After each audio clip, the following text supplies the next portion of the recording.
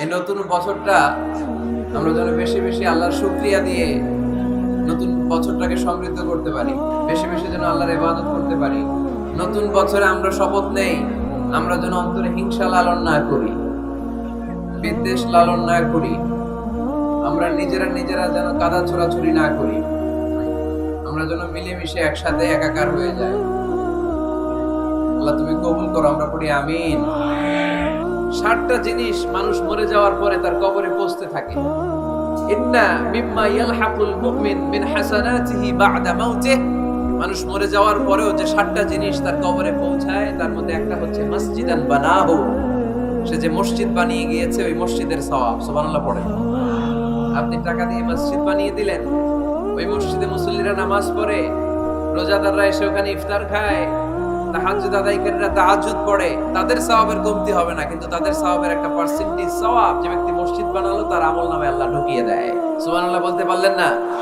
হে নামাজি আমার ঘরে নামাজে পড়ো আজ, দিলে মে তোমার চরণ তলে হৃদয় যায় নামাজ।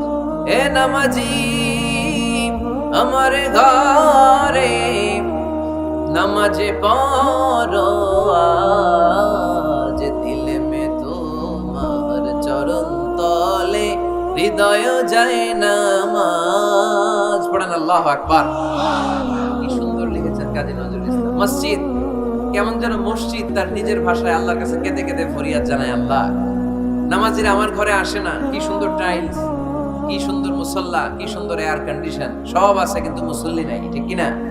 মসজিদগুলো আল্লাহর কাছে ফরিয়াদ জানায়, এজন্য আমরা যেন মসজিদ মুখী হই। কি মুখী? কাজী নজরুল ইসলাম খুব সুন্দর করে বলেছেন, মসজিদেরই পাশে আমায় কবর দিও ভাই, ঠিক কিনা?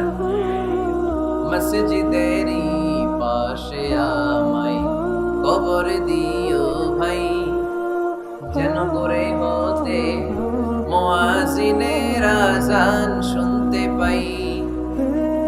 আমার ঘরের পাশে দিয়ে ভাই নামাজিরা যাবে, পবিত্র সেই পায়ের ধ্বনি এ বান্দা শুনতে পাবে। গোরা যাবে হতে গুনাহগার পাইবে রেহাই, মসজিদেরই পাশে আমায় কবর দিও ভাই। কত মানুষ নামাজি ভাই মসজিদাঙ্গিনাতে আল্লাহর নামের জিকির করে লুকিয়ে গভীর রাতে। আমি তাদের সাথে ওই আল্লাহর নাম জপতে চাই, আল্লাহর নাম জপতে চাই। পড়েন সবাই। মসজিদেরই পাশে আমায় কবর দিও ভাই, যেন করে হতেও মুয়াজ্জিনের আযান শুনতে পাই। চিল্লায় পড়তে হবে আমিন। কি দরদ ছিল আমাদের জাতীয় কবি কাজী নজরুল ইসলামের। মসজিদের পাশে আল্লাহ তুমি আমার কবর দিও, আল্লাহ এই দোয়াটা কবুল করে নিয়েছে, ঠিক কিনা? আপনার কবরের পাশে মসজিদ আছে না নাই? আছে। এজন্য মসজিদের সাথে সম্পর্ক জুড়ে দেওয়া এটা ইমানদারের আলামত, আর মসজিদকে ঘৃণা করা এটা মুনাফিকের আলামত। এজন্য আমরা যেন আমাদের হৃদয়টাকে মসজিদের সাথে জুড়ে দেই, মসজিদের সাথে যেন সুসম্পর্ক থাকে। মসজিদ সবার, মসজিদ নিয়ে দলাদলি নাই। দলাদলি আছে অনেক জায়গায়, হানাফি মসজিদ, আহলে হাদিস মসজিদ, এরকম আমরা দেখি বা শুনি, এটা ঠিক না। হানাফি মসজিদ বলে কোনো কথা নাই, আহলে হাদিস মসজিদ বলে কোনো কথা নাই। মসজিদ সবার। ছোট্টখাট্ট বিষয় নিয়ে মসজিদে মারামারি, একজন হাত তোলে আরেকজন তোলে না, কিলাকিলি আছে না নাই? একজন বলে জোরে আমিন, আরেকজন আস্তে আমিন, মারামারি আছে না নাই? এগুলো কি মারামারি করার কোনো বিষয়? কথা বলেন। সালাতে ফরজ আছে, ওয়াজিব আছে, সুন্নাহ আছে, খেয়াল করে বুঝবেন। ফরজ যদি নষ্ট হয় সালাত ভঙ্গ হয়, you have to repeat your সালাত। ওয়াজিব নষ্ট হলে সালাত ভঙ্গ হয় না, নতুন করে পড়া লাগে না, সেজদায় সাহু দিলেই সালাত আদায় হয়ে যায়। আর সুন্নাহ নষ্ট হলে নামাজ নষ্টও হয় না, নতুন করে পড়াও লাগে না, সেজদাও লাগে না, নামাজ আদায় হয়ে যায়। সুন্নাহ নষ্ট হলে এই যে হাত তোলা না তোলা এটা সুন্নাহ, আমিন জোরে বলা না বলা এটা কি সুন্নাহ, যেটা কোনো কারণে কেউ না করলেও তার নামাজ কবুল করে নেবে কে? আর এই সব সুন্নাত তো আমাদের দেশে কি লাগে, মৌলভীবাজারে মাশাআল্লাহ এগুলা নাই, এখানেও আছে।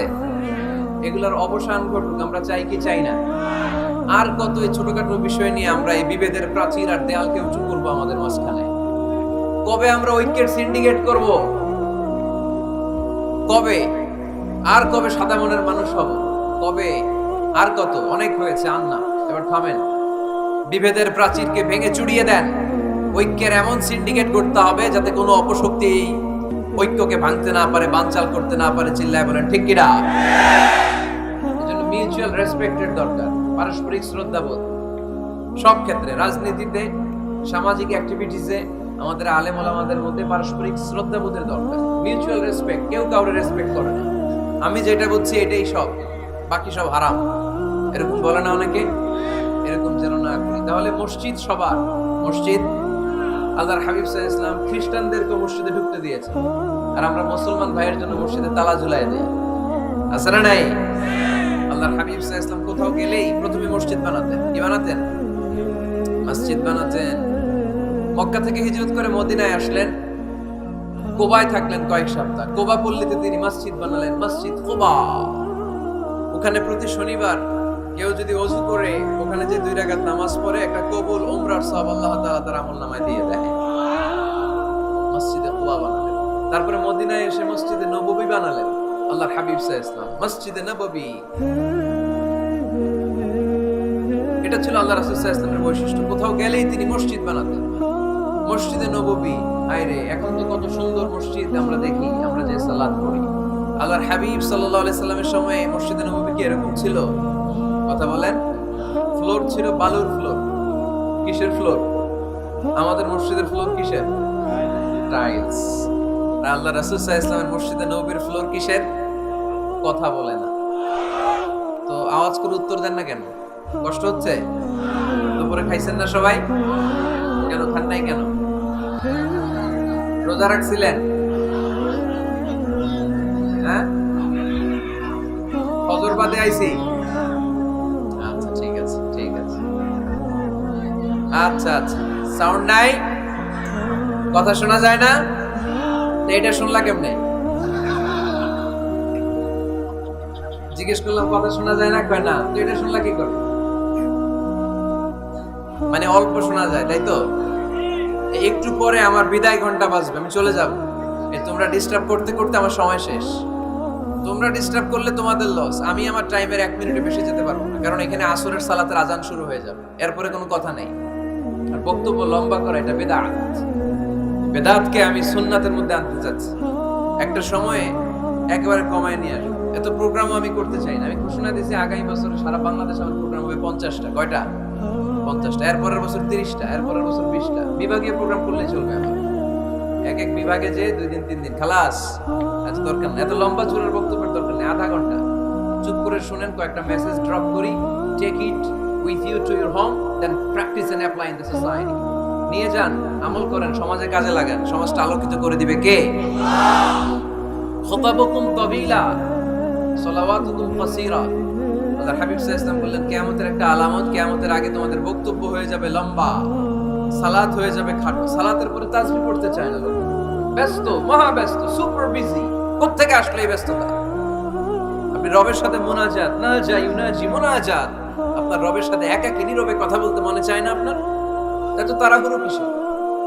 ধীর স্থির হন, একটু স্থির হন, একটু মনোদৈহিক প্রশান্তি অর্জনের চেষ্টা করেন। সব সময় ব্যস্ত, ধাক্কাধাক্কি, উচ্ছৃঙ্খলা, এগুলো আমাদেরকে শেষ করে দিয়েছে। এজন্য লম্বা চূড়া বক্তব্য ঠিক না। বক্তব্য শুনতে আমাদের ভালো লাগে, আমল করতে ভালো লাগে না। বক্তব্যটা শেষেই সিগারেট ধরায়, আসলে নাই। মাহফিল শেষেই বিড়ি ধরায়, চমৎকার ওয়াজ করছে হুজুরে। ওয়াজটা সেরকম হয়েছে, অনেক কণ্ঠ সুন্দর হুজুরের। এতদিন ইউটিউবে দেখছি, আজকে সরাসরি দেখেছি। আসলে নাই, কি লাভ হয়েছে? লাভটা হয়েছে কি? এই যে মাহফিল শেষে বিড়িটা ধরাইলেন আর গেলেন, কোনো লাভ হয়নি। এগুলো থেকে বেরিয়ে আসতে হবে। বছরের পর বছর আমাদেরকে শেখানো হয়েছে একভাবে, কেউ এই পরিবর্তনের আওয়াজ তোলে নাই।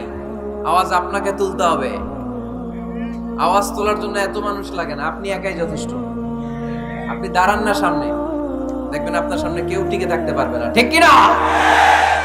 কিন্তু আপনার শক্ত সিদ্ধান্ত লাগবে, পরিবর্তনের জন্য শক্ত মানসিকতা লাগবে যে আমি পরিবর্তন করতে চাই। We have to change. যুগ জামানা পাল্টে দিতে চাই না অনেকজন, এক মানুষই আনতে পারে জাতির জাগরণ। এক মানুষই বিপদকালে বাঁচায় কাফেলায়, ক্ষুদ্র ডিঙ্গি বাঁচায় জাহাজ অসীম দরিয়ায়। এজন্য আপনার শক্ত সিদ্ধান্ত পারে আপনার মৌলভীবাজারটাকে দেশের শ্রেষ্ঠ জেলা, শ্রেষ্ঠ থানা হিসেবে আল্লাহর কাছে কবুল করতে, ঠিক কিনা? এজন্য লম্বা চূড়া আলোচনা ঠিক না, ছোটখাটো অল্প কয়েকটা মেসেজ নিয়ে যেতে পারলেই that's enough. One of the minor signs before the day of judgment, your Islamic lectures will be very longer and your salah 5 times a day will be shorter. কিয়ামতের আগে বক্তব্য লম্বা, নামাজ খাটো, তাসবিহ পড়ে না, ব্যস্ত, মহাব্যস্ত। এই মহাব্যস্ততা ছাড়েন, কোরআন সুন্নাহর দিকে ফিরে আসেন। বরকত দিবে কে? বিশ্বনবীর মসজিদে নববীর ফ্লোর বালুর ফ্লোর ছিল, আমাদের ফ্লোর টাইলস। আল্লাহর হাবিব সাল্লাল্লাহু আলাইহি ওয়াসাল্লামের মসজিদে বালি নিচে, এই বালিতেই নামাজ পড়তেন। বৃষ্টি হলে কাদামাটি হয়ে যেত, কাদামাটিতেই সেজদা করতেন। সেজদা করলে কাদার মাটি আল্লাহর হাবিব সাল্লাল্লাহু আলাইহি ওয়াসাল্লামের নাকে আর কপালে লেগে যেত। তিনি সালাম ফিরিয়ে সাহাবাদের দিকে মুখ ফিরিয়ে বসলে দেখতেন প্রতিটা সাহাবীর নাকে আর কপালে কাদা আর মাটি মিশে আছে। তার মানে প্রিয় নবী সাল্লাল্লাহু আলাইহি ওয়াসাল্লামের মসজিদে নববী ছিল কাঁচা, কিন্তু মুসল্লি ছিল পাকা। আমাদের মসজিদগুলো হয়েছে পাকা, কিন্তু মুসল্লি কাঁচা, ঠিক কি না? ফজরের সালাতে মানুষ নাই। ইমাম সাহেব আছেন কে কে এলাকায়? দেখি ইমাম, মসজিদের ইমাম। মাশাআল্লাহ। আপনাদের এখানে ওই মসজিদে ফজরের নামাজে কয়েক কাতার হয়? 5 জন 6 জন। কেনে এত কম? কেনে হ্যাঁ আসে না, আসতে চায় না লোক। তো এই যে 5-6 জন ফজরের সালাতে, কল্পনা করতে পারেন ফজরের সালাতে এত কম লোক। যেদিন ফজরের জামাতের দৃশ্য আর জুমার নামাজের দৃশ্য একরকম হয়ে যাবে, ওই দিনই বাংলাদেশে ইসলাম কায়েম হয়ে যাবে। এখন স্লোগান তুলে বিপ্লব বিপ্লব, ইসলামে বিপ্লব। আর ফজরের সময় আমি কম্বলের ভিতরে, আছে না নাই? কোনো বিপ্লব হবে না। ফজরের নামাজ জামাতে পড়ুন, সকালটারে বরকতময় করে দিবে কে? আল্লাহর হাবিব সাল্লাল্লাহু আলাইহি ওয়াসাল্লামের মসজিদ ছিল সবার জন্য উন্মুক্ত, এখানে সবাই আসতে পারত। এজন্য মসজিদ হবে সবার। আমরা মসজিদের আবাদকারী হতে চাই। এজন্য রাব্বুল আলামিন বলেন, ইন্নামা ইয়া'মুরু মাসাজিদাল্লাহি মান আমানা বিল্লাহি ওয়াল ইয়াউমিল আখির ওয়া আকামাস সালাতা ওয়া আতাজ যাকাতা ওয়া লাম ইয়াখশা ইল্লাল্লাহ ওয়া আসা উলাইকা আন ইয়াকুনু মিনাল মুহতাদিন। সুবহানাল্লাহ পড়েন। রব্বুল আলামিন বললেন, মসজিদের আবাদকারী হবে তারা যারা আল্লাহর প্রতি ঈমান আনে, আখিরাতের প্রতি ঈমান আনে, যারা সালাত কায়েম করে, যারা যাকাত আদায় করে, যারা দুনিয়ার কাউকে ভয় পায় না, ভয় পায় একজনকে। চিল্লায় বলেন তিনি কে? যাদের হৃদয়ে আছে আল্লাহর ভয়, তারা কোনো পথ ভুলে যায় না। আল্লাহর প্রেম ছাড়া এই দুনিয়া কারো কাছে কোনো কিছু চায় না, ঠিক কি না? তাহলে যারা মসজিদের আবাদকারী, এরা ভয় পায় একজনকে। চিল্লায় বলেন তিনি কে? মসজিদের আবাদকারীদের প্রথম গুণ, তারা আল্লাহ বিশ্বাস করে, তারা আখিরাতে বিশ্বাস করে, তারা সালাত কায়েম করে, তারা যাকাত আদায় করে, তারা আল্লাহ ছাড়া পৃথিবীর কাউরে ভয় পায় না। আল্লাহ বলেন, ফাআসা উলাইকা আইয়াকুনু মিনাল মুহতাদিন। আশা করা যায় তারাই হলো হেদায়েতের রাস্তার উপরে আছে, ঠিক কি না? তারাই মসজিদের আবাদকারী, যারা মসজিদে যায়, সালাত আদায় করে। এখন মসজিদের আবাদকারী আপনি হতে চান, আপনি মসজিদে যান না, আপনি আবাদকারী হতে পারবেন? মসজিদের অনেক সভাপতি আছে, মসজিদে যায় না, আছে না নাই? মৌলভীবাজারে এই সমস্যা বোধহয় নাই। মসজিদের সেক্রেটারি মসজিদে যায় না, আছে না নাই? তাহলে হইলো, এটা হইলো, এটা মেনে নেওয়া যায়? এজন্য সভাপতি সাহেবরা, আপনি কষ্ট করে মসজিদ বানিয়েছেন, মসজিদে যাবেন। এই কথা বলেন কেন? এত দিকে বিশৃঙ্খলা হইলে কেমন হবে? বসেন আর অল্প কয়েক মিনিট। সভাপতি সাহেব আপনি মসজিদে যাবেন, সেক্রেটারি সাহেব আপনি মসজিদে যাবেন, তাহলে আপনি সঠিক মসজিদের আবাদকারী হবেন, ঠিক কিনা? আমরা মসজিদের আবাদকারী হতে চাই ইনশাআল্লাহ। পড়েন উমরানুল মাসাজিদ। মসজিদের আবাদ কি করে করতে হয়? মসজিদ আবাদ করার এক নাম্বার মাধ্যম হচ্ছে মসজিদ নির্মাণ করা। কি করা? নির্মাণ করা। খেয়াল করবেন, আল্লাহর হাবিব সাল্লাল্লাহু আলাইহি ওয়াসাল্লাম বলেছেন, মান বানা মসজিদান মিন মালিহি ফিদ দুনিয়া বানাল্লাহু লাহু বাইতান ফিল জান্নাহ। যে ব্যক্তি নিজের পকেটের টাকা খরচ করে দুনিয়াতে মসজিদ বানায়, আল্লাহ তাআলা তার জন্য জান্নাতে ঘর বানায়। 60টা জিনিস মানুষ মরে যাওয়ার পরে তার কবরে পৌঁছতে থাকে। ইন্না মিম্মা ইয়ালহাকুল মুমিন মিন হাসানাতিহি বা'দা মাউতিহি। মানুষ মরে যাওয়ার পরেও যে 60টা জিনিস তার কবরে পৌঁছায়, তার মধ্যে একটা হচ্ছে মসজিদান বানাহু। সে যে মসজিদ বানিয়ে গিয়েছে, ওই মসজিদের সওয়াব। সুবহানাল্লাহ পড়ে। আপনি টাকা দিয়ে মসজিদ বানিয়ে দিলেন, ওই মসজিদে মুসল্লিরা নামাজ পড়ে, রোজাদাররা এসে ওখানে ইফতার খায়, তাহাজ্জুদ আদায়কারীরা তাহাজ্জুদ পড়ে, তাদের সওয়াবের কমতি হবে না, কিন্তু তাদের সওয়াবের একটা পার্সেন্টেজ সওয়াব যে ব্যক্তি মসজিদ বানালো তার আমলনামায় আল্লাহ ঢুকিয়ে দেয়। এজন্য বেশি বেশি মসজিদ বানাতে রাজি আছেন তো? তাহলে মসজিদ আবাদ করার প্রথম মাধ্যম হচ্ছে মসজিদ বানানো। 2 নাম্বার মাধ্যম হচ্ছে মসজিদে যে জামাতে সালাত আদায় করা। জামাতে সালাতুল জামাআ তাফদুলু সালাতাল ফারদি বি27 দারাজা। ঘরে নামাজ পড়লে, একা একা পড়লে যেই সওয়াব, জামাতে পড়লে 27 গুণ বেশি সওয়াব। সুবহানাল্লাহ বলতে পারলেন না? এ নামাজি আমার ঘরে নামাজে পড়ো আজ, দিলে মে তোমার চরণ তলে হৃদয় যায় নামাজ। এ নামাজি আমার ঘরে নামাজে পড়ো আজ, দিলে মে তোমার চরণ তলে হৃদয় যায় নামাজ। পড়েন আল্লাহু আকবার। কি সুন্দর লিখেছেন কাজী নজরুল ইসলাম। মসজিদ কেমন যেন মসজিদ তার নিজের ভাষায় আল্লাহর কাছে কেঁদে কেঁদে ফরিয়াদ জানায়, আল্লাহ নামাজিরা আমার ঘরে আসে না, কি সুন্দর টাইলস, কি সুন্দর মুসল্লা, কি সুন্দর এয়ার কন্ডিশন, সব আছে কিন্তু মুসল্লি নাই, ঠিক কিনা? মসজিদগুলো আল্লাহর কাছে ফরিয়াদ জানায়। এজন্য আমরা যেন মসজিদ মুখী। কি মুখী? আওয়াজ করে বলতে হবে, কি মুখী?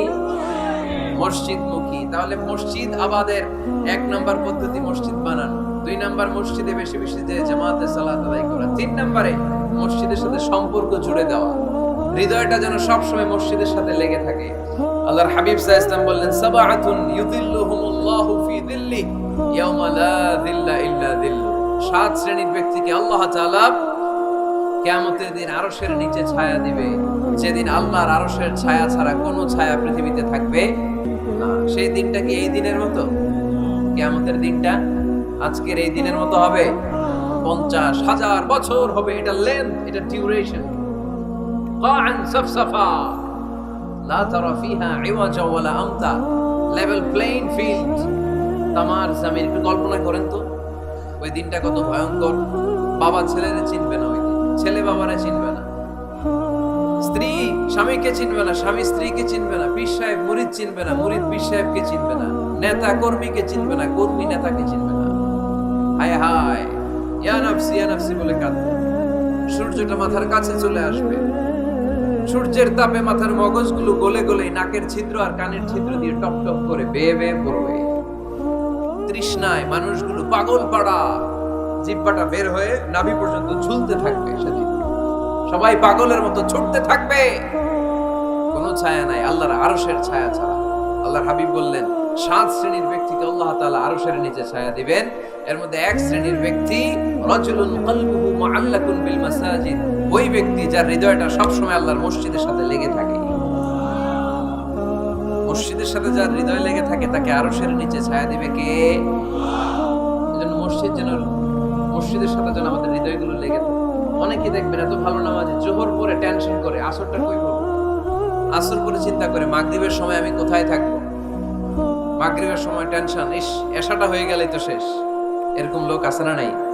এদেরকে সেই কঠিন ভয়াবহ দিনে আরশের নিচে ছায়া দিবে কে? তারপরে মসজিদ আমাদের 4 নাম্বার পদ্ধতি, মসজিদকে পরিচ্ছন্ন রাখা, মসজিদকে ঝাড়ু দেয়া। মসজিদকে যারা পরিষ্কার করে তাদের হৃদয়ের যন্ত্রণা দূর করে দেয় কে? সাইয়েদনা ইব্রাহিম আলাইহিস সালাম এবং ইসমাঈল আলাইহিস সালামকে আল্লাহ তাআলা আদেশ করেছেন, তাহহিরা বাইতিয়া লিত-তাইফিনা ওয়াল আকিফিনা ওয়ার রুকআইস সুজুদ। হে ইব্রাহিম, ইসমাঈল, বাপ বেটা দুইজন মিলে মসজিদ ঝাড়ু দাও। কি ঝাড়ু দাও? মসজিদেরি ঝাড়ু বড়দার, ও কামারে হাত শোনো আমারে মুনাজাত। পড়েন, শোনো শোনো ইয়া ইলাহি আমারে মুনাজাত, শোনো আমারে মুনাজাত। পড়েন আমিন। মসজিদ ঝাড়ু দেওয়া মসজিদ আমাদের অন্তর্ভুক্ত। আপনারা কেউ কোনোদিন মসজিদ ঝাড়ু দিয়েছেন না? কে কে দিয়েছেন দেখি? সবাই সবাই মসজিদের খাদেম? মাশাআল্লাহ। আমিও দিছি মসজিদ ঝাড়ু, অনেক দিছি। মাশাআল্লাহ, আল্লাহ তুমি কবুল করো। যাদের হৃদয়ে বড় জ্বালা, ফ্যামিলিতে সুখ নাই, শান্তি নাই, তারা হৃদয়ে প্রশান্তি আনতে চাইলে এতিমখানায় যাবেন, এতিমের মাথায় হাত বুলিয়ে দিবেন, এতিমের মুখে খাবার তুলে দিবেন। আপনার হৃদয়টারে নরম করে দিবে কে? আল্লাহর ঘর মসজিদে যাবেন, নিজ হাতে মসজিদটারে একটু পরিষ্কার করে দিবেন, আপনার জীবনটারে উজালা করে দিবে কে? তাহলে এগুলো করার মাধ্যমে আমরা মসজিদের আবাদ করতে চাই। আমরা মসজিদের আবাদকারী হতে চাই কি চাই না? আল্লাহর ঘর মসজিদ আবাদ করার মতো শ্রেষ্ঠ কাজ পৃথিবীতে হতে পারে না। এই মসজিদের কিছু আদব আছে, আল্লাহ রাসূল সাল্লাল্লাহু আলাইহি ওয়াসাল্লাম বলেছেন, এই আদবগুলো মেইনটেইন করে যেন আল্লাহর ঘর মসজিদের সাথে আমরা ব্যবহার করি। মসজিদের 1 নাম্বার আদব হচ্ছে মসজিদে ওযুর সাথে প্রবেশ করা। কিসের সাথে? ওযু করে পরিচ্ছন্ন হয়ে মসজিদে প্রবেশ করা। এজন্য অপবিত্র অবস্থায়, গোসল ফরজ, এরকম অবস্থায় মসজিদে ঢোকা যাবে? কথা বলেন, ঢোকা যায়? যেই নারীদের মাসিক চলতেছে, মেনস্ট্রুয়েশনাল পিরিয়ড চলতেছে, ওই নারীদের পক্ষে মসজিদে ঢোকা জায়েজ আছে? নাই। তাহলে এটা হলো 1 নাম্বার আদব। মসজিদে ঢোকার সময় কি করে ঢুকবো? ওযু করে। আওয়াজ করে বলেন, কি করে ঢুকবো? ওযু করে।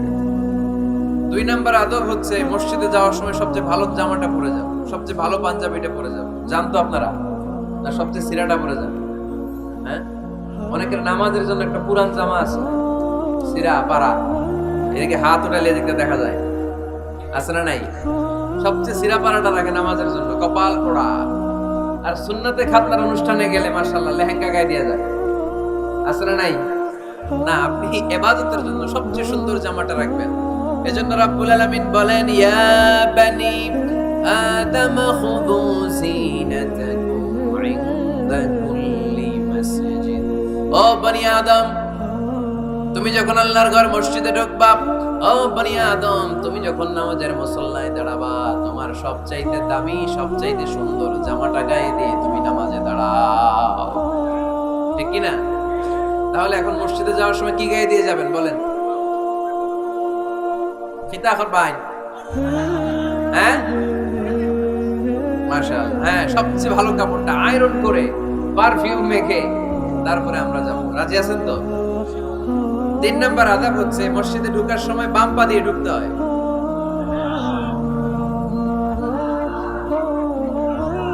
কোন পা? আরো জোরে। এদেরকে গুতা মারা লাগে, নাহলে আওয়াজ বাড়ে না। এরকম ভলিউম টাইট করতে হয়, ভলিউম হাই করলে আর করে পারে। এমনি বলতে চায় না। ঘটনা কি? হ্যাঁ, খায় নাই। বদরের যুদ্ধ হয়েছিল রমাদানে, কোনো সাহাবী খায় নাই, না খাইয়ে একেবারে সাইজ করে দিছে কাফেরদের। আমরা না খেলেও আমাদের হৃদয়ে ঈমানি শক্তি আছে না নাই? এই তো বোঝা যাচ্ছে ঈমানি শক্তি আছে। এতক্ষণ আসলে কই? তো মসজিদে ঢোকার সময় কোন পা দিয়ে? এগুলো মনে থাকে আমাদের? ভুলে যাই আমরা, খেয়াল থাকে না তো এগুলো? এত কিছু মনের মধ্যে রাখলে এগুলো মনে থাকবে কেমনে? মসজিদে ঢোকার সময় কোন পা? আরো জোরে। বেরোয়ার সময় কোন পা? মনে থাকবে? মসজিদে যখন ঢুকবেন ডান পা দিয়ে ঢুকবেন, আর দোয়া পড়বেন, আউযু বিল্লাহিল আযীম ওয়া বিওয়াজহিল কারীম ওয়া সুলতানিহিল কদীম মিনাশ শাইতানির রাজীম। বিষ্ণু ইসলাম বললেন, যে ব্যক্তি মসজিদে ঢোকার সময় এই দোয়াটা পড়বে, শয়তান আফসোস শুরু করে, সে বলে, হায় হায়, আজকের দিনের জন্য, সারা দিনের জন্য তো তুই আমার ওয়াসওয়াসা থেকে বেঁচে গেলি, আজকের সারা দিনের জন্য তোরে আমি হারালাম, আজকের সারাটা দিন আল্লাহর পক্ষ থেকে প্রোটেকশন নিয়ে তুই বেঁচে গেলি, আজকের জন্য যা, কালকে তোরে আমি ধরবো। এজন্য এই দোয়াটা পড়ার দরকার আছে না? আউযু বিল্লাহিল আযীম ওয়া বিওয়াজহিল কারীম ওয়া সুলতানিহিল কাদীম মিনাশ শাইতানির রাজীম। চারটা বাক্যের দোয়া। মুখস্থ করতে কষ্ট হলে যে ইউটিউবে চলে যাবে আজকে, ওখান থেকে শুনে আপনারা মুখস্থ করে নেবেন, এই দোয়াটা পড়বেন, তাহলে ওই দিনের জন্য শয়তানের ওয়াসওয়াসা, টেম্পটেশন, প্রভোকেশন থেকে আপনি আল্লাহ তাআলার প্রোটেকশনে চলে গেলেন। সুবহানাল্লাহ পড়েন। তারপর আল্লাহর হাবিব বললেন, ঢোকার আগে আমারে সালাম দাও। পড়বেন, আসসালামু আলাইকা আইয়ুহান নাবিয়্যু ওয়া রাহমাতুল্লাহি ওয়া বারাকাতুহু। এই দুইটা জিনিস যখন করে ফেললেন, তখন ডান পা দিয়ে পড়বেন, আল্লাহুম্মা ইফতাহ লি আবওয়াবা রাহমাতিক। সুবহানাল্লাহ পড়েন। আল্লাহুম্মা ইফতাহ লি, ও আল্লাহ আমার জন্য তুমি খুলে দাও আবওয়াবা রাহমাতিক, তোমার রহমতের দরজা। তার মানে মসজিদে ঢুকলে রহমত পাওয়া যায় কি যায় না? মসজিদে ঢুকলে পাওয়া যায় রহমত, মসজিদের বাইরে রহমতের কথা আল্লাহ বলে নাই, মসজিদের ভিতরে রহমত। কোথায় রহমত? কোথায়? মসজিদের ভিতরে রহমত আছে না? তার প্রমাণ, মসজিদে ঢুকলেই শান্তি লাগে কেমন জানি, আর ঘুমে ধরে। মসজিদে ঘুমাইছেন কারা কারা দেখি? সবাই ঘুমাইছে? আরে আমি কত ঘুমাইছি। জুমার নামাজের সময় যে কি ঘুম আসে, আসে আসে, কমন পড়ছে, একেবারে কমন পড়ে গেছে। ঘুম আসে কারণ রহমত, রহমতের ঝিরি ঝিরি বাড়ি ধারা আল্লাহ তাআলা আরশের উপর থেকে নাজিল করতে থাকে, আর এই রহমতের কারণে হৃদয়টা প্রশান্ত হয়ে যায়, অনেকের ঘুমও চলে আসে, ঠিক কি না? এজন্য আল্লাহুম্মা ইফতাহ লি আবওয়াবা রাহমাতিক, ও আল্লাহ তোমার রহমতের দরজাগুলো আমার জন্য খুলে দাও। এই দোয়া করলে রহমতের দরজা খুলে দেয় কে? আবার মসজিদ থেকে যখন বের হবেন, তখন কোন পা দিয়ে? জোরে বলেন। বাম পা দিয়ে কি পড়বেন? আল্লাহুম্মা ইন্নী আসআলুকা মিন ফাদলিক, ও আল্লাহ তোমার কাছে আমি তোমার পক্ষ থেকে ফদল চাই, মানে রিজিক চাই, রিজিক দেওয়ার মালিক কে? তার মানে খুব সোজা সাপটা কথা হচ্ছে, মসজিদের ভিতরে পাওয়া যায় রহমত, আর বাইরে পাওয়া যায় ফদল বা রিজিক। বাইরে পাওয়া যায় কি? রিজিক। মসজিদের ভিতরে রিজিক আছে, তার মানে সারাদিন মসজিদে বসে থাকলে রিজিক মিলবে? নামাজের সময় নামাজ পড়তে হবে, কাজের সময় কাজ করতে হবে, এটাই হচ্ছে ইসলামের বিধান। নামাজের সময় নামাজ, কাজের সময়, আমি প্রশ্ন করবো, আওয়াজ করে উত্তর দেন। নামাজের সময়, কাজের সময়, নামাজের সময়, কাজের সময়, এটা মনে থাকবে। এজন্য আল্লাহ বললেন, ফাইদা কুদিয়াতিস সালাতু ফান্তাশিরু ফিল আরদি ওয়াবতাগু মিন ফাদলিল্লাহ। যখন তোমাদের সালাত শেষ হয়ে যায়, আল্লাহর রিজিক অন্বেষণের জন্য আল্লাহর জমিনে তোমরা ছড়িয়ে যাও। নামাজের সময় আসবেন, নামাজ শেষ বের হয়ে যান, ফান্তাশিরু ফিল আরদ, জমিনে ছড়িয়ে পড়ো। নামাজ শেষ, চেয়ারম্যান সাহেব চলে যাবে ইউনিয়ন পরিষদের ভেতরে, ছাত্ররা চলে যাবে হাই স্কুলে, মেম্বার অফ দ্য পার্লামেন্ট চলে যাবে সংসদে, সেনাবাহিনীর লোকেরা চলে যাবে ক্যান্টনমেন্টে, ব্যবসায়ীরা চলে যাবে তাদের বাজারে, সিএনজি ওয়ালারা সিএনজি নিয়ে ব্যবসা শুরু করবে, রাস্তায় নেমে যাবে, চিল্লায় বলেন ঠিক কিনা? এটাই ইসলামের বিধান। নামাজের সময় নামাজ, কাজের সময়। আচ্ছা, তাহলে প্রথম সুন্নাত পেলাম, পবিত্র হয়ে ঢুকবো, ভালো জামা পরে ঢুকবো, 2 নাম্বার। 3 নাম্বার, ঢোকার সময় কোন পা, বের হওয়ার সময়। 4 নাম্বার, মসজিদে ঢুকেই 2 রাকাত। মসজিদে ঢুকে কয় রাকাত পড়েন আপনারা? তাহিয়াতুল মসজিদ, মসজিদকে আপনি ওয়েলকাম জানাবেন, ঢুকেই 2 রাকাত করবেন, ওযু করলেই 2 রাকাত। আল্লাহর হাবিব সাল্লাল্লাহু আলাইহি ওয়াসাল্লাম মসজিদে নববীতে জুমার খুতবা দিচ্ছেন। খুতবা চলাকালীন সময়ে এক সাহাবী এসে মসজিদের মধ্যে বসে পড়লেন। আল্লাহর হাবিব সাল্লাল্লাহু আলাইহি ওয়াসাল্লাম সাহাবীরে বললেন, দাঁড়াও। সাহাবী দাঁড়ালেন। আল্লাহর নবী জিজ্ঞেস করলেন, কেন বসে বললা? 2 রাকাত পড়ছো নাকি? সাহাবী বলে, পড়ি নাই। বিশ্বনবী বললেন, তাহলে তাড়াতাড়ি 2 রাকাত নামাজ পড়ে বসে যাও। সুবহানাল্লাহ। 2 রাকাত পড়ো নাই তো পড়ো, দাঁড়াও, তারপরে বসো। দেখেন, খুতবা চলাকালীন সময়ে আমাদের খতিবরা কখনো খুতবা থামায়? কথা বুঝেন নাই? জুমার খুতবা আপনারা শুনেন না? খুতবা চলতেছে, ওই মুহূর্তে ইমাম সাহেবরা কখনো খুতবা থামায়? মাঝখানে কোনো ঝামেলা হলে থামায়? প্রথম খুতবা শেষ, বসে, তারপরে দ্বিতীয় খুতবা। খুতবার মাঝখানে কোনো থামাথামি নাই। কিন্তু আল্লাহর হাবিব সাল্লাল্লাহু আলাইহি সাল্লাম কেমন খতিব ছিলেন দেখেন। আল্লাহর হাবিব সাল্লাল্লাহু আলাইহি সাল্লামের খুতবা দেওয়ার স্টাইল এন্ড অ্যাটিটিউড এবং আমাদের খুতবা দেওয়ার স্টাইল এন্ড অ্যাটিটিউড, আল্লাহ রাসূল সাল্লাল্লাহু আলাইহি সাল্লামেরটা কত প্রাণবন্ত ছিল। আল্লাহ রাসূল সাল্লাল্লাহু আলাইহি সাল্লাম সোসাইটি ওরিয়েন্টেড একজন পার্সোনালিটি ছিলেন, সমাজের মানুষ কেন্দ্রিক, খুব সামাজিক ছিলেন আল্লাহ রাসূল সাল্লাল্লাহু আলাইহি সাল্লাম। তিনি দেখলেন একজন বসে পড়ছে, উনি খুতবা থামায় দিলেন। জুমার খুতবা থামায় বলেন, এই নামাজ পড়ছো না, পড়ো, 2 রাকাত পড়ো। আবার খুতবা শুরু করলেন, সুবহানাল্লাহ পড়বেন না? একবার তিনি খুতবা দিচ্ছেন, দেখলেন আল্লাহ রাসূল সাল্লাল্লাহু আলাইহি ওয়াসাল্লামের 2 জন নাতি হাসান আর হুসাইন রাদিয়াল্লাহু তাআলা আনহুমা, ছোট্ট মানুষ, কাতারের ভিতরে ঢুকে কোন সাহাবী টুপি টান দেয়, কারো পাগড়ি ধরে টান দেয়, একজন এদিকে দৌড় দেয়, আরেকজন ওদিকে দৌড় দেয়। মসজিদে একটা ডিস্টার্ব হচ্ছে। আল্লাহর হাবিব সাল্লাল্লাহু আলাইহি ওয়াসাল্লাম খুতবা থামিয়ে দিলেন, মিম্বার থেকে নেমে আসলেন, 2 নাতিকে 2 হাতে ধরলেন, ধরে আস্তে করে জান্নাতের এই 2 সর্দারকে নিয়ে মিম্বারের উপরে দাঁড়ালেন। এই হাতে এই নাতি, ওই হাতে আরেক নাতি। এরপর দাঁড়িয়ে দাঁড়িয়ে তিনি বাকি খুতবা দিলেন। পড়েন সুবহানাল্লাহ। কত প্রাণবন্ত খুতবা। উনিও খুতবা দিতেন, আমরাও খুতবা দেই। আল্লাহর হাবিব সাল্লাল্লাহু আলাইহি ওয়াসাল্লাম খুতবা দিচ্ছেন, এক সাহাবী এসে বলল, ইয়া রাসূলুল্লাহ, মদিনায় দুর্ভিক্ষ, বৃষ্টি নাই, আপনি বৃষ্টির দোয়া করেন। রাসূল সাল্লাল্লাহু আলাইহি ওয়াসাল্লাম খুতবা থামায় দিলেন, থামায় দিয়ে দোয়া শুরু করলেন। আল্লাহুম্মা আসকিনা গাইসান মুগীসান মারিআন মুরিআন নাফিআন গায়রা দার আজিলান গায়রা আজিল। আল্লাহ, উপকারী বৃষ্টি দেন, যে বৃষ্টিতে আমাদের ফসল জন্মাবে, সবুজ ঘাস লতা পাতা জন্মাবে, আমাদের গবাদি পশুর রিজিক বাড়বে। এরকম উপকারী বৃষ্টি আমাদেরকে দিয়ে মদিনাটারে ধন্য করে দেন। বৃষ্টি শুরু হলো, জুমাবার বৃষ্টি, শনি রবি সোম মঙ্গল বুধ বৃহস্পতি শুক্র, টানা 7 দিন বৃষ্টি। এবার বৃষ্টির জন্য মদিনায় বন্যা হয়ে গেছে। এতদিনে দুর্ভিক্ষ, এতদিনে কি? এখন বৃষ্টির বরকতের দোয়া করছে, বৃষ্টিতে এবার বন্যা। যে সাহাবী বৃষ্টির জন্য দোয়া করতে বলেছিলেন, পরের জুমাবারের খুতবার সময় এসে ওই সাহাবী বলেন, ইয়া রাসূলুল্লাহ, আবার খুতবার মাঝখানে, ইয়া রাসূলুল্লাহ, আর বৃষ্টির দরকার নাই, আর এবার বৃষ্টি বন্ধের দোয়া করেন। আল্লাহর হাবিব সাল্লাল্লাহু আলাইহি ওয়াসাল্লাম খুতবা থামিয়ে আবার বন্ধের দোয়া, আল্লাহুম্মা হাওয়ালাইনা ওয়ালা আলাইনা। হে আল্লাহ, আমাদের চারিদিকে দেন, মদিনাতে আর বৃষ্টির দরকার নাই। চিল্লায় পড়েন সুবহানাল্লাহ। এজন্য খতিব হবে এরকম প্রাণবন্ত খতিব।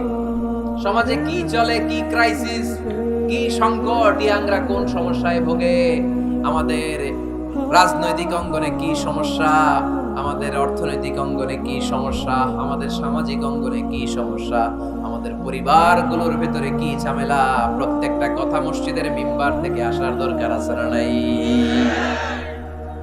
আল্লাহর হাবিব সাল্লাল্লাহু আলাইহি ওয়াসাল্লাম এভাবেই সমাজকে ঠিক করে দিতেন।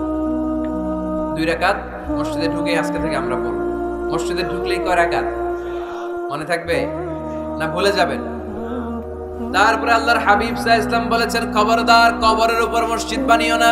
কবরস্থান একদিকে, মসজিদ আর একদিকে। কিন্তু বাংলাদেশে মসজিদের সাথে কবর মেলানো আছে না নাই? ছোট্ট একটা মসজিদ, কিন্তু এত বড় বাবার কবর আছে না নাই? এগুলো করবেন না আপনি। আগে হবে মসজিদ, পরে কবরস্থান। যেমন মসজিদে নববী হয়েছে আগে, তারপরে বিশ্বনবীর কবর এখানে আছে না নাই? মসজিদে নববী প্রতিষ্ঠিত হয়েছে আগে, পরে বাকি কবরস্থান আছে না নাই? কিন্তু কোন আল্লাহর ওলির কবরস্থানের উপরে যদি মসজিদ বানান, তার উপর লানাত দিয়েছে কে? লাআনা রাসূলুল্লাহ আলাল ইয়াহুদ ওয়ান নাসারা ইত্তাখাযু কুবুর আমবিয়াইহিম মাসাজিদা। আল্লাহ আল্লাহর রাসূলের লানত ইহুদি নাসারাদের উপর, কারণ ইহুদি আর নাসারাদের একটা খাসলাত, একটা বৈশিষ্ট্য ছিল, তারা তাদের নবীদের কবরের উপরে মসজিদ বানায় ফেলত। এটা করা যাবে? এজন্য এলাকায় এলাকায় এই ঝামেলা, কবর আর মসজিদ হবে আলাদা।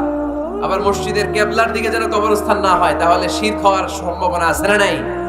খুব সাবধান, আল্লাহ সব মাফ করে কিন্তু শিরক মাফ করে না, ঠিক কি না? শিরক হচ্ছে মহাপাপ, সব পাপের বাপ। এজন্য আমরা সব করলেও শিরকের গুনাহ মুসলমান কখনো করতে পারে। এরপর আল্লাহর হাবিব বললেন, মসজিদকে পরিষ্কার পরিচ্ছন্ন রাখো, এটাও মসজিদের আদাব। মসজিদে আতর লাগিয়ে দেন, বাখুর জ্বালিয়ে দেন। আপনাদের এই এলাকার মধ্যে তো বাখুরের অভাব নাই, আগরের অভাব নাই, ঠিক কিনা? গতকাল প্রোগ্রাম ছিল কই? সুজানগর, আগরের রাজধানী। আগর চিনেননি আপনারা?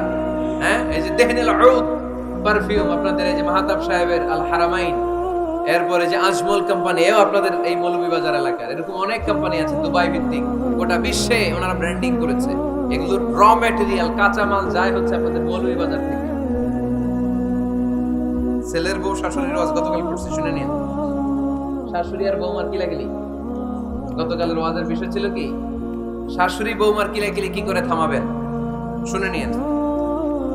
আচ্ছা ঠিক আছে, মুফতি সাহেবদের কাছ থেকে জেনে নেবেন এই প্রশ্ন। আমি উত্তর দিলে আবার কিলাকিলি লেগে যাবে বাংলাদেশ। কিলাকিলির দরকার নেই। সম্মানিত ভাইয়েরা, মসজিদ পরিষ্কার পরিচ্ছন্ন রাখবেন, এই বাখুর জ্বালাবেন, দেখেন এই পারফিউম গুলো ছড়িয়ে দিবেন। মসজিদের মধ্যে অনেক মসজিদে দুর্গন্ধ আছে না নাই? এই কার্পেটের মধ্যে ময়লা, পরিষ্কার করেন। আল্লাহর হাবিব সাল্লাল্লাহু আলাইহি ওয়াসাল্লাম বলেছেন, খবরদার, আম্মা জান আয়েশা বর্ণনা করেন, আমার রাসূলুল্লাহ সাল্লাল্লাহু আলাইহি ওয়াসাল্লাম বিবিনাইল মসজিদ ফি দুয়ার ওয়া আন তুতাইয়াবা ওয়া তুনাযাফ, আমরা যেন এলাকা এলাকায় মসজিদ বানাই, মসজিদগুলোকে যেন পারফিউম দিয়ে, আতর দিয়ে সুগন্ধময় করে দেই, বিশ্বনবী আদেশ করেছেন। সুবহানাল্লাহ। এজন্য কোনো অপরিচ্ছন্ন মসজিদ থাকতে পারবে না। মসজিদের পাশ দিয়ে গেলে আতরের ঘ্রাণে আমোদ হয়ে লোকজন যেন বুঝতে পারে এটা আল্লাহর ঘর, মসজিদ। চিল্লায় বলেন ঠিক কি না? এরপরে আল্লাহর হাবিব সাল্লাল্লাহু আলাইহি ওয়াসাল্লাম বলেছেন, মসজিদের আরেকটা আদব হলো মসজিদকে অতিমাত্রায় ডিজাইন না করা। বেশি ডিজাইন করা যাবে না। এমন ডিজাইন করা যাবে না যেটা মসজিদ বোঝাই যায় না। এত লাইটিং ফাইটিং করে, এটা কি মসজিদ না কমিউনিটি সেন্টার বোঝাই যায় না? আছে না নাই? আছে। এরকম যেন আমরা না করি সম্মানিত ভাইরা। বিশেষ করে মসজিদের সামনের দেয়ালে। কোন দেয়ালে? সামনের দেয়ালটা কেবলার দিকে যেই দেয়াল, এই দেয়ালটা হতে হবে ফ্রেশ, যাতে করে মানুষের দৃষ্টি আকর্ষণ না করে। প্রায় মসজিদের দেয়ালের মাঝখানে দেখবেন আপনি ক্যালেন্ডার ঝুলায় রাখে, আছে না নাই? মৌলভীবাজারের কি অবস্থা? এটা খবর আছে? তো এই যে ক্যালেন্ডার ঝুলায় রাখে, ওইখানে দেখবেন বিভিন্ন মসজিদের ছবি, এতিমখানার ছবি, মানুষের ছবি। তো মানুষ নামাজও পড়ে, আবার ওগুলোও তাকায়, আছে না নাই? প্রথম কাতারে পরে ওইখানে কি লেখা এগুলো পড়ে, তার ডিস্টার্ব হচ্ছে না?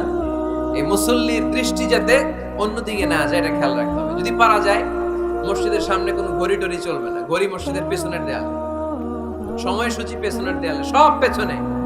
সময় কয়টা বাজে ওটা ইমাম দেখলেই চলবে, ইমাম দেখে নিবে, আপনারাও দেখে নিবেন।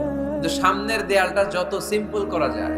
আল্লাহর হাবিব সাল্লাল্লাহু আলাইহি ওয়াসাল্লাম নামাজ পড়া অবস্থায় সামনে এমন কিছু রাখতেন না যেটার দ্বারা আল্লাহর হাবিব সাল্লাল্লাহু আলাইহি ওয়াসাল্লামের সালাতে মনোযোগ অন্যদিকে চলে যায়। আমরা যখন সালাত পড়ি, যদি অন্যদিকে তাকাই, ফেরেশতার মাধ্যমে আল্লাহ একটা ডাক দেয়, বলে আকবিল, এই বান্দা ফিরে আয়, তোর নজর থাকা দরকার সিজদার জায়গায়, ফিরে আয়। আপনি আবার যখন অন্যদিকে তাকান, আল্লাহ বলে ফিরে আয়, সিজদার দিকে তাকা।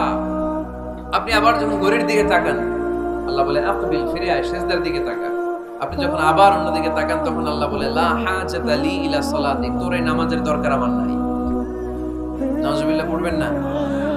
তোর এই নামাজের দরকার আমার নাই। ওযু করে কষ্ট করে যাকে খুশি করার জন্য আপনি সালাতে দাঁড়ালেন, উনি যদি বলে এই নামাজের দরকার নেই, তা কার জন্য নামাজ পড়লেন আপনি? কথা কি বুঝতে পেরেছেন?